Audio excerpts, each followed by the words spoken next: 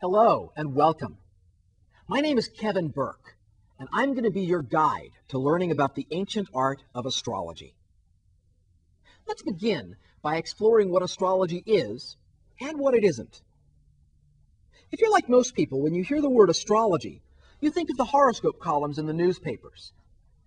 While these columns have kept astrology in the mainstream of popular culture, they have the same relationship to real astrology as a paper airplane has to the Concorde. Astrology is not a science, at least not by today's definition of the term. Parts of astrology do overlap with the scientific method, and research astrologers have proved time and again that when properly understood, astrology does work. Much of astrology, however, can't be measured using scientific tools, and it falls in the realm of what we would call metaphysics. Astrology is not a religion. You don't need to believe in astrology any more than you believe in a hammer. Astrology is a tool, nothing more.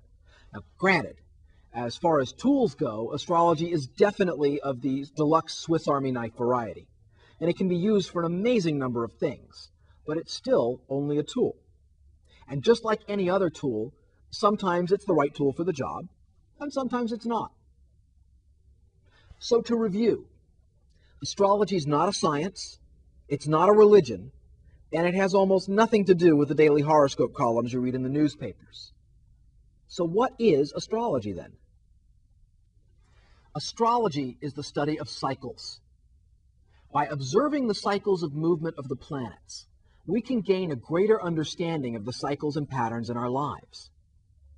Astrology can be a powerful tool for healing and transformation, and it can be a key that unlocks greater spiritual connections to the universe.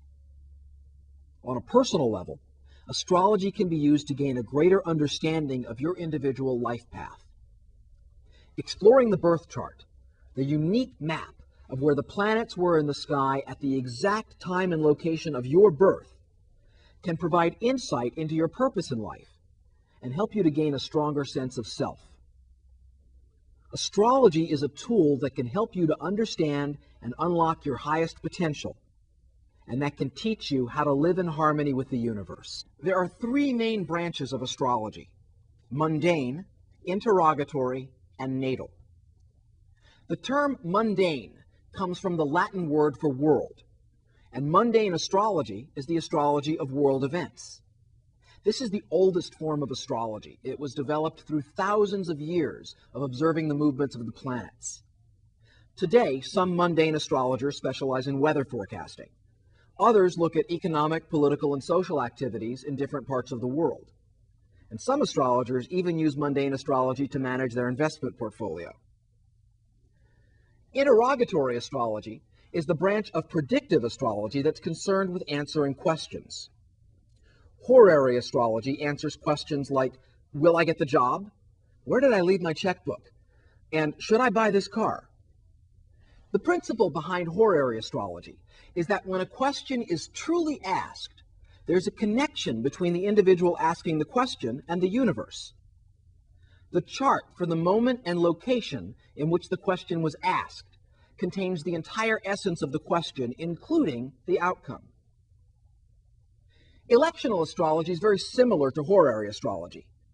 The difference is that instead of asking how an event will turn out, the goal with electional astrology is to pick a time when the outcome of the event is the most favorable.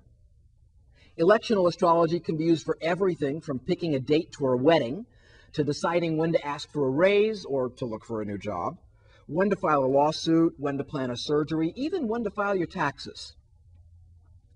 Event interpretation looks at the chart of an event to understand the causes and repercussions of that event. For example, medical astrology, which is a form of event interpretation, was used to diagnose the nature of an illness and predict the individual's chances for recovery. Medical astrology is a fascinating field, but the interpretations are only accurate when viewed in the context of state-of-the-art medical treatment in the 17th century. Today we have much more sophisticated options for diagnosis and treatment, and astrology is no longer the most effective tool for the job.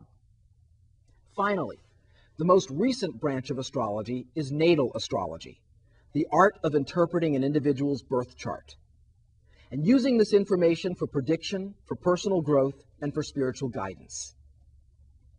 Because astrology can be used to predict the future, one of the biggest struggles with modern astrology is the question of fate versus free will.